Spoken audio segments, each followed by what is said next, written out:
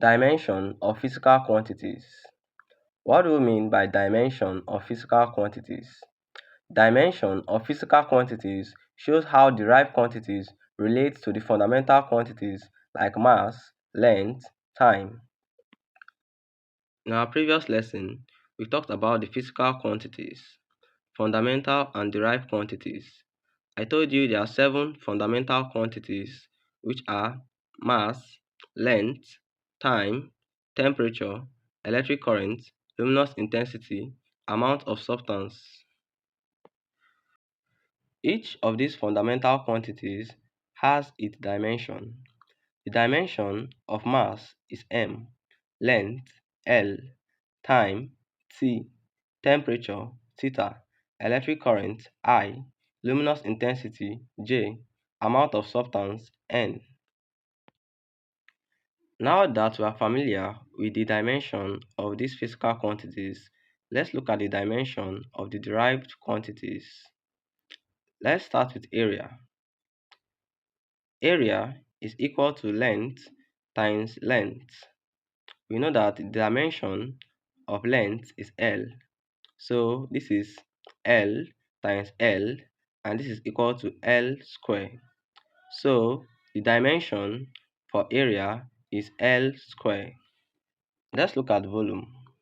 Volume is equal to length times breadth times height. The dimension of length is L. Breadth and height are also used to describe length, so their dimension is also L. So this becomes L times L times L, and this gives us L cube.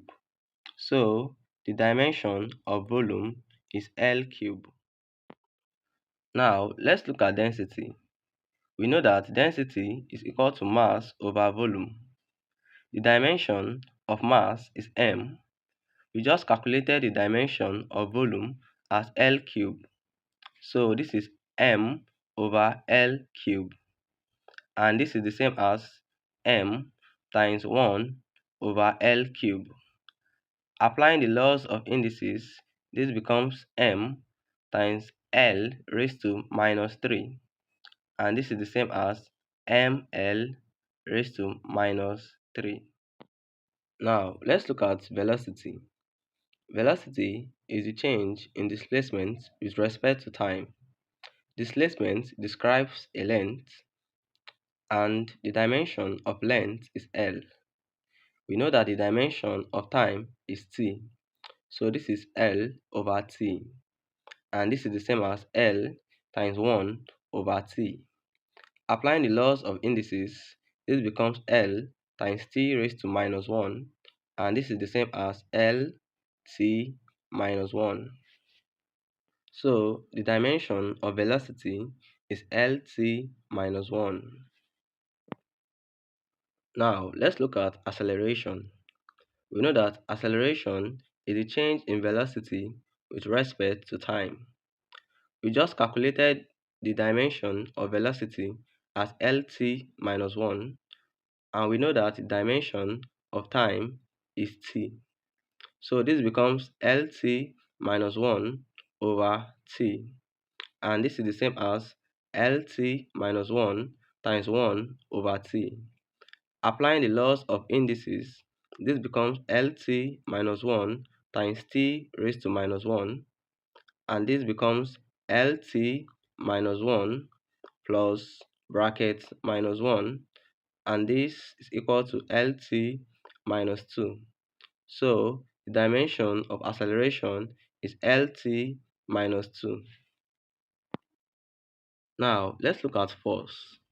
Force is equal to mass times acceleration. We know that the dimension of mass is m, and we just calculated the dimension of acceleration as Lt raised to minus 2. So this becomes mlt raised to minus 2.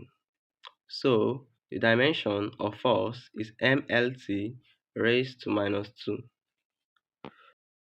Now let's look at pressure. Pressure is equal to force over area. We just calculated the dimension of force as mlt minus 2. and we also calculated the dimension of area as L square. So this becomes MLT minus 2 over L square. If L cancel L, then we have MT minus 2 over L, and this becomes MT minus 2 times L raised to minus 1, and this becomes ML minus 1 T raised to minus 2. So the dimension of pressure is ml raised to minus 1 T raised to minus 2.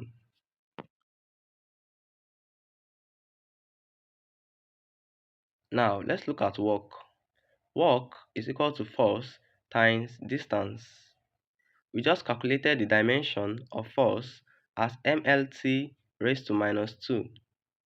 And we know that distance describes a length and the dimension of length is L.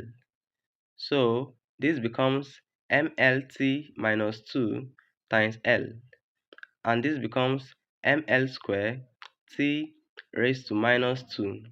So the dimension of work is ml square T raised to minus 2. Okay, try this. What is the dimension of momentum and kinetic energy?